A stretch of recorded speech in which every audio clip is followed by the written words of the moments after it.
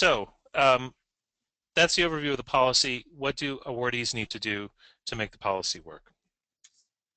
So the first question is, what does a policy apply to? It applies to manuscripts that are peer-reviewed, that are accepted for publication in a journal, so not a conference proceeding, not a book chapter, but in a journal on or after April 7th, 2008, and arise from NIH support. So direct funding from a grant or cooperative agreement that's active in fiscal year 2008 or beyond, any direct funding from an NIH contract signed on or after April 7, 2008, and any direct funding that arises from NIH's intramural program or a paper that's written by an NIH employee. So this policy applies to all of us here at NIH as it applies to you. So to comply, awardees really need to do three basic things. The first is to address copyright. So any agreement that you enter into with a publisher, any agreement that your authors, your employees enter into, are contracts, and they may affect the ability of you as an institution to comply with the public access policy. So institutions need to make sure that people only enter into contracts that allow them to comply with the policy. Second thing folks need to do is make sure the paper is deposited, and here is something people get confused on. Papers need to be deposited upon acceptance for publication.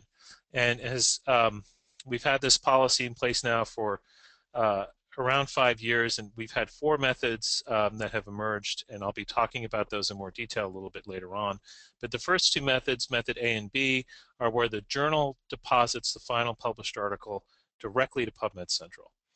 And then in method C and D, that's where the author or the journal deposits the author manuscript into our web-based article collection system, the NIH manuscript submission system.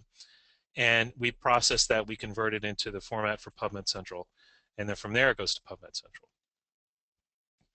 The third thing that awardees need to do is whenever they cite an article in any application, proposal, or report that they author and is NIH supported and falls under the policy, or arises from their NIH funding, they need to include the PubMed Central ID in that citation or some other evidence that they're in compliance with the policy. So I'll talk about that a little bit more as well. So again, how to address copyright. When addressing copyright, it's really just making sure that the author retains the right to comply with the policy. And it's the easiest way to do this is for the author or the authors to think about how they're going to comply with the policy as they plan writing the paper and all the other aspects of the paper planning process. So we encourage authors to think about, how is that paper going to get into PubMed Central? What submission method they're going to use? What version of the paper will be made available on PubMed Central? Who's going to submit the paper? Is it going to be the author? If it's so, which author? Is it going to be the publisher? When is it going to be submitted? Is it going to be submitted upon acceptance for publication? Is that clear in the workflow? Is that clear in the publication agreement? Who's going to approve the submission? It goes through the manuscript submission system. There are a couple of steps in there, and one of the authors needs to confirm that the process is ready to go. Who's going to take on that role? And then finally, when is that paper going to be made public on PubMed Central? Is that what the authors want? Do they want to wait the full 12 months, or is it some other kind of reason they want it made public sooner, and that's something that they should think about before they sign any kind of publication agreement?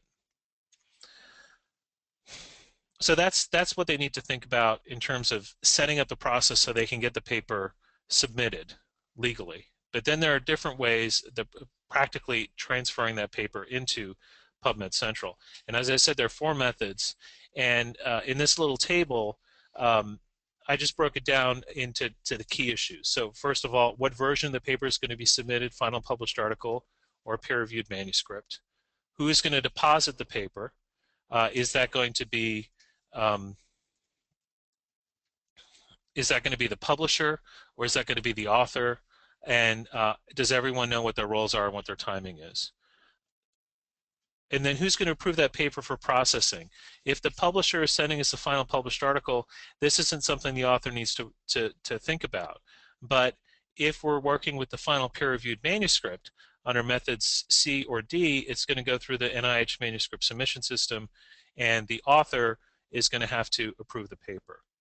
And then who's going to approve the paper for PubMed Central display? So after we take the paper in through the manuscript submission system, we convert it into the PubMed Central native format.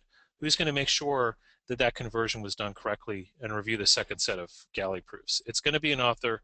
It's better that that author knows that they're going to do this task ahead of time. And then finally, which journal is going to do this? We have a list of Method A journals who send the final published article automatically. The Method B journals are a little bit different. They will send the final published article, but you have to make a special arrangement with them. And generally, they charge a fee for that. And we have a list of them as well on the web. And then for Method C and Method D, we have a list of the Method D publishers. You can find them on our website. And if we don't have any of those covered, then you have to, then by default, you're a Method C and your authors are doing everything by themselves. To help figure out where we are in this process, or what, who's doing what, we have a list here, or we have a little tool where you can enter the journal name in this little window, and we will take you through a little decision tree basically to figure out what kind of submission method you're going to use. Now again, this is all assuming that you're using standard publishing agreements, you're not negotiating anything, but it's still up to the awardee, the author, and the institution to make sure that their publishing agreement allows them to do what they need to do to comply with the policy.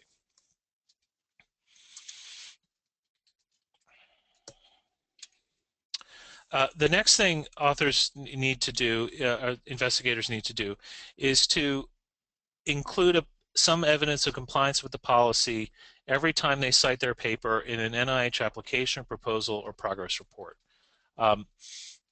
Now, this only applies to papers that fall under the public access policy that they author or arise from their NIH funds. And to include that PubMed Central ID, it's pretty simple. All they need to do is include this number, PMC number with a prefix at the end of the citation.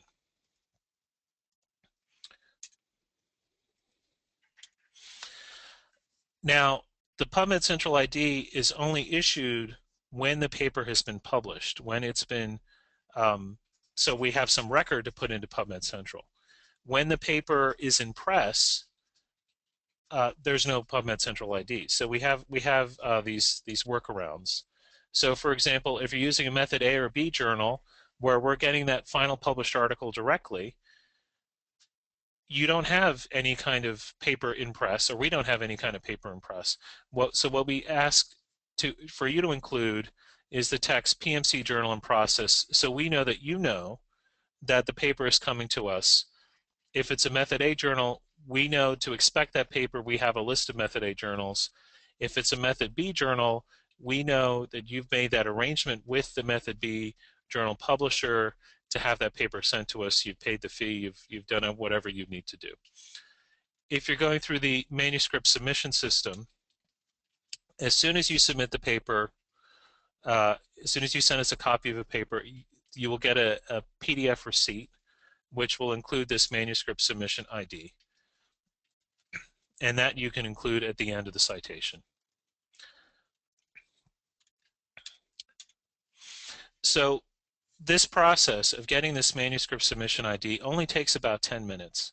The PubMed Central journal in process is really a function of the journal you publish in, so that you get immediately as soon as that paper is accepted for publication. And so you get these identifiers pretty much right away. But we only allow these manuscript submission IDs to be counted as compliance for up to 3 months after the date of publication, because that's simply the first step of submitting the paper. You have to go through the process of the manuscript submission system to complete the submission and get that PubMed Central ID issued, and that can take generally around 10 business days. So that was the complicated part of the policy. We'll have some time for questions, and I'm going to give you an example, but I thought we'll just take a little break right now. and go through this quick poll here of how many people are watching the webinar with you. Are you there by yourself, or do you have other folks from your office using this line? And interestingly, it looks like our attendee list is full, so we have 1,000 URL, 1,000 So we have people a logged thousand. We on. do. We have 1,000 connections, and so what this helps us do is help with our outreach. You know, Neil, this is a really good time for me to emphasize. If you have colleagues who are looking to get on, we will be making the full webinar as well as the transcript available for viewing within a week of the session, and so people will be able to see it after the fact. But it's great to see that you have a bunch of people viewing in rooms together. Thanks so much. All right, thank you. So everyone saw the poll results on screen? Okay.